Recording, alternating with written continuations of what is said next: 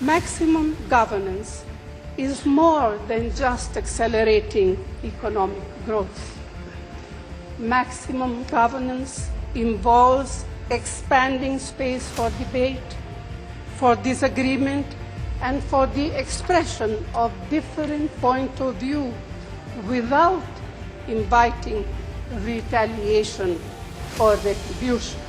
That makes distinctions between male and female children when it comes to food, clothes, and education. Forces girls into early marriage, demands dowry when sons get married, withholds girls' opportunities for employment and independence, and denies them their legitimate share of family property. Women have made many striking achievements in different fields, which is quite remarkable, given and considering the obstacles they have had to face. However, while we applaud these accomplishments, the fact remains that women continue to be victims of oppression and discrimination.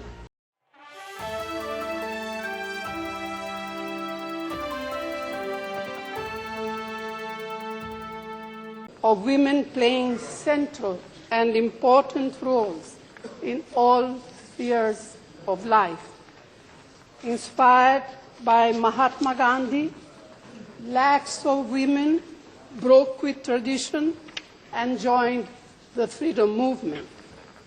Way back in August 1928, when women in many countries were fighting for the right to vote, the Congress Party pledged itself to that right when India became free. When the Constituent Assembly met to give shape to our Constitution, 15 distinguished women made notable contribution to it. Today, we proudly recall them. I have their names, but perhaps I would take too long to mention them. That will be laid on the table. We can include them. I mentioned them, all right? You can. It's okay. These 15 distinguished women were Sarojini Naidu, Rajkumari Amrit Kaur, Vijayalakshmi Pandit, Sucheta Kripalani, Hansa Mehta, Renuka Ray, Durgabai Deshmukh, Begum Aijaz Rasool, Purnima Banerjee, Ammu Swaminathan, Dakshayani Velayudan, Malati Chaudhary, Kamala Chaudhary, Leela Ray, Annie Mascarena.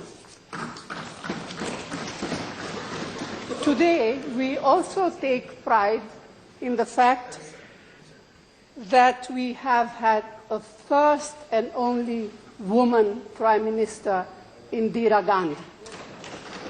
We also take pride in the fact that we have had a first woman President, Pratibha Patilji, and a first woman Speaker of the Lok Sabha, Meera Kumar ji. Over the past 6.5 decades, women have made many striking achievements in different fields, which is quite remarkable, given and considering the obstacles they have had to face.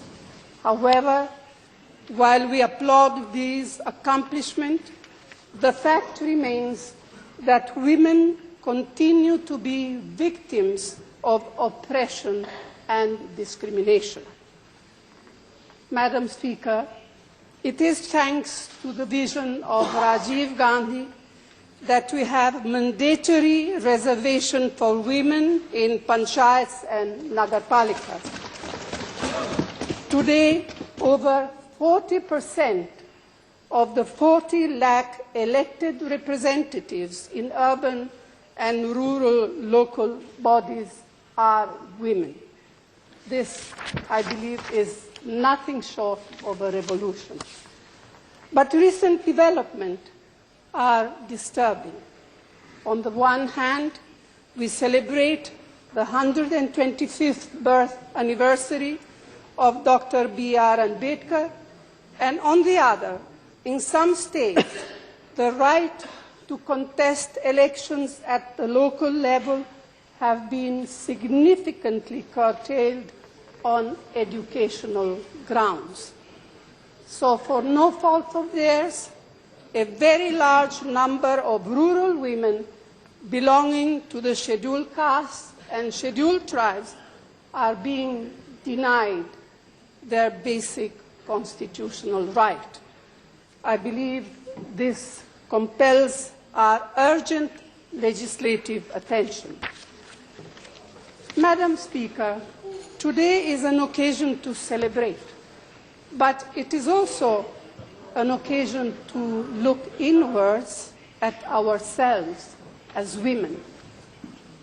The harsh reality is that the building blocks of discrimination against women lie within the very systems that are supposed to nurture and defend them, namely the family and the community. Ever so often, women end up, for no fault of theirs, as victims of some tradition. Too often, it is the family, it is the community that opts for sex selection, that makes distinctions between male and female children when it comes to food, clothes, and education, forces girls into early marriage, demands dowry when sons get married, withholds girls' opportunities for employment and independence, and denies them their legitimate share of family property. While there is much in our tradition to cherish and to preserve, we must have the courage to confront these social evils and fight against them.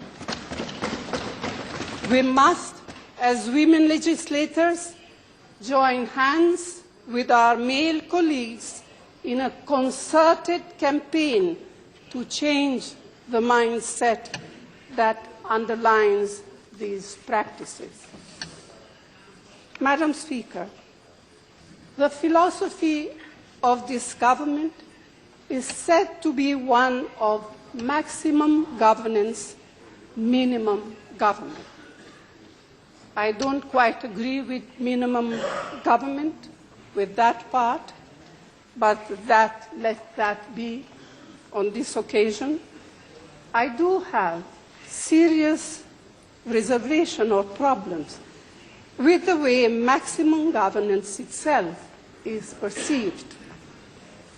Maximum governance is more than just accelerating economic growth.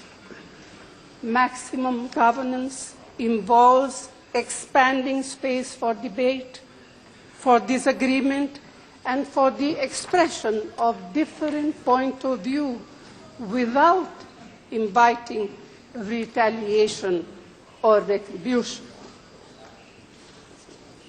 Maximum governance involves giving freedom to civil society, to NGOs and activist groups, often led by women, to carry out campaigns on behalf of those whose voices are seldom heard. Surely, maximum governance does not mean having double standards in relation to women and their rights.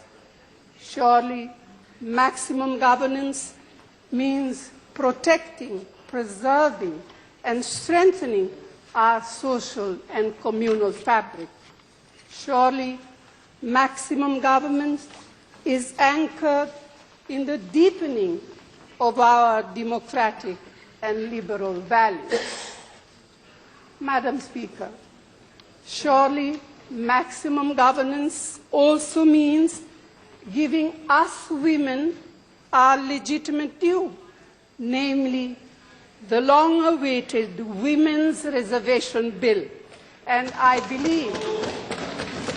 believe we can expect in you, Madam Speaker, a strong ally in this cause. Thank you. Thank you.